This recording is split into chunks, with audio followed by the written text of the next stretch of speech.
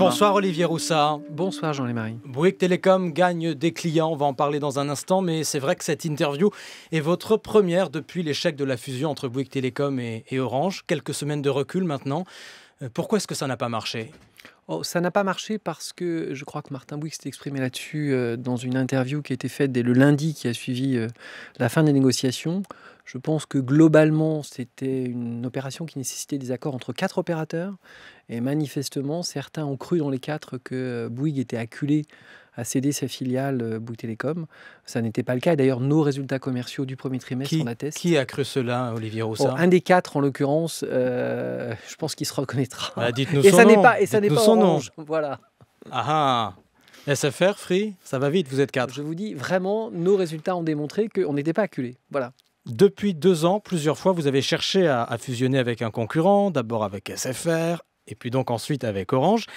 Est-ce que Bouygues Telecom, qu'on soit très clair, Olivier Roussard, cherche aujourd'hui un partenaire, vous et votre grand actionnaire Bouygues, Martin Bouygues ? Bouygues Telecom s'est structuré en 2014 pour être capable de faire une course dans un monde à 4 opérateurs, durablement à 4 opérateurs.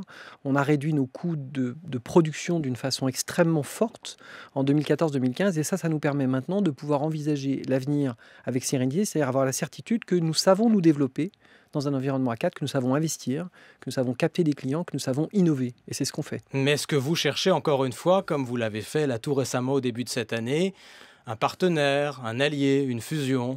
Non, nous avons eu une politique de partage de co-investissement. On l'a fait avec SFR à 2 reprises. On l'a fait en 2009 avec la fibre optique. On l'a fait en 2014 avec le réseau mobile. Et sur le reste, on poursuit notre chemin par nous-mêmes. C'est une stratégie qu'on a appelée à un moment donné standalone, ça veut dire tout seul. Vous ne nous parlerez pas des grandes manœuvres qui pourraient peut-être encore intervenir. Pour l'instant, effectivement, Bouygues Telecom reste seul avec donc des résultats positifs pour le premier trimestre de cette année. Combien de clients avez-vous gagné ? On a gagné 240 000 clients au total. Quand on enlève le machine-to-machine, c'est les petits forfaits, c'est 151 000 forfaits nouveaux que nous avons engrangés au premier trimestre. C'est un excellent résultat. On a 6% de croissance du chiffre d'affaires. C'est juste quelque chose qui confirme le redressement que nous avions initié au mois d'août dernier, où maintenant notre chiffre d'affaires mobile et notre chiffre d'affaires fixe, pris séparément, sont meilleurs que les résultats que nous avions un an avant. Et ça traduit, ça vous donne sur le global, plus 6% pour la totalité de l'entreprise. Donc c'est une très bonne nouvelle pour l'ensemble des collaborateurs. Bravo pour ce qu'ils ont fait. Et avec tout ça, vous continuez à perdre de l'argent. 40 millions au premier trimestre. Combien de temps pouvez-vous rester déficitaire, Bouygues Telecom ? Nous sommes dans le plan de marche que nous avions fixé en avril 2014, un peu en avance d'ailleurs.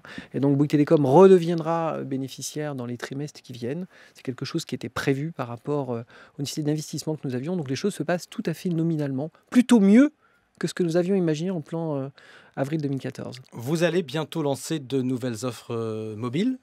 Allez-vous augmenter les prix ou les baisser, Olivier Roussard ? Dans le mobile, je crois qu'il faut être... on a un marché qui est assez agité pour plein de raisons différentes. Je pense que le marché va rester agité et donc notre parti pris à nous, il est dans 2 directions différentes. Pour notre marque B&You, c'est de suivre l'évolution de ce marché et de répondre aux promotions lorsqu'elles se produisent. Et puis sur le deuxième segment de marché... Donc là, vous allez continuer sur l'entrée de gamme, on va dire, à jouer le jeu de la concurrence. Nous allons être pleinement des promotions toujours de ce marché. Et donc, on fera ce qu'il y a à faire, c'est-à-dire que nous ne sommes pas le provocateur des promotions, mais néanmoins, on y répond. Et puis, sur le reste du marché, c'est-à-dire sur les marchés à la marque Bouygues Telecom avec les mobiles qui sont encore fournis dans les abonnements, eh bien, globalement, on a une politique qui est assez stable depuis maintenant 18 mois et que nous allons continuer à avoir avec des bonus qui sont offerts à nos clients et avec quelque chose qui, finalement, n'est pas du domaine de la guerre des prix, clairement pas. Mais donc, je vous repose ma question qui est très concrète, en fait. Est-ce que les prix vont augmenter ? Je ne pense pas que les prix augmentent à court terme dans le mobile, non. Non, en tout cas pas chez vous. Je pense qu'ils n'augmenteront pas dans le mobile, pas plus chez nous que chez les autres. Et on va parler parce que nous sommes très concurrentiels sur le marché français. Et on va parler aussi de l'Internet fixe, parce que là, des choses se passent aussi. Dans quelques jours, Orange lance sa nouvelle box Internet. Votre concurrent en profite pour augmenter certains tarifs. Vous-même, vous avez rendu payante la location de la box chez Bouygues Telecom. Pourquoi ? Pourquoi est-ce que les prix dans l'Internet fixe augmentent en ce moment ? Alors, je pense qu'il faut relativiser. L'Internet fixe de Bouygues Telecom, il est à peu près 2 fois moins cher que celui de ses concurrents. Et donc, quand on lui additionne, quand on ajoute 3 € au prix de 19,99 €, qui est notre prix d'entrée, eh bien, ça vous fait un forfait à 22,99 €. Les forfaits dont vous parlez qui augmentent sont plutôt aux alentours de 38, 39, 40 euros. Donc on reste de toute façon pratiquement deux fois moins cher que nos concurrents. Et donc, mais il y a une tendance à l'augmentation dans le secteur de l'Internet fixe. Nous avons décidé de rendre la location payante, en l'occurrence, la location des décodeurs. Et finalement, ça nous laisse une marge, enfin une plage très significative par rapport à nos concurrents, ce qui nous permet de continuer à engranger des parts de marché, puisque la stratégie que nous avons dans le monde du fixe, c'est une stratégie volume. On cherche à grossir le plus vite possible. Oui, et vous en avez besoin parce que c'est là-dessus que vous êtes le plus en retard, et sur la fibre en particulier, Olivier Roussat, Bouygues Telecom. Alors, on n'est pas en retard sur la fibre, on est comme les autres acteurs sur la fibre en termes d'infrastructure. En revanche, nous avons démarré la commercialisation de la fibre plus tard que les autres. C'est 20% de nos connexions nettes dans ce qu'on a fait au premier trimestre, puisqu'on a vraiment démarré la commercialisation de la fibre seulement fin d'année dernière.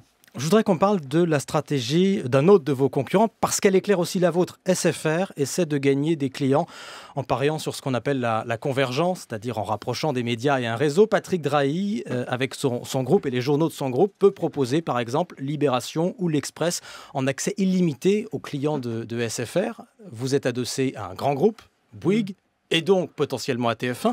Est-ce que cette stratégie vous intéresse? Allez-vous imiter SFR? Ça n'est clairement pas la stratégie de Bouygues Telecom et celle du groupe Bouygues. TF1 est l'une des chaînes les plus puissantes d'Europe. Pour autant, on considère que dans ce que nous offrons dans nos forfaits à nous, on souhaite le monde le plus ouvert possible. Et donc, on a référencé des marques, on a référencé Spotify, on a été les premiers à introduire Netflix en France, alors même qu'il y avait TF1 dans le groupe Bouygues. Donc, ça vous démontre bien que notre stratégie à nous est une stratégie d'ouverture. Donc l'idée de réserver, de proposer certains programmes spécifiques de TF1 aux clients Bouygues Télécom? Non, ça n'a pas un sens particulier. Je ne nous imagine pas en train de faire des exclusivités avec TF1, clairement pas.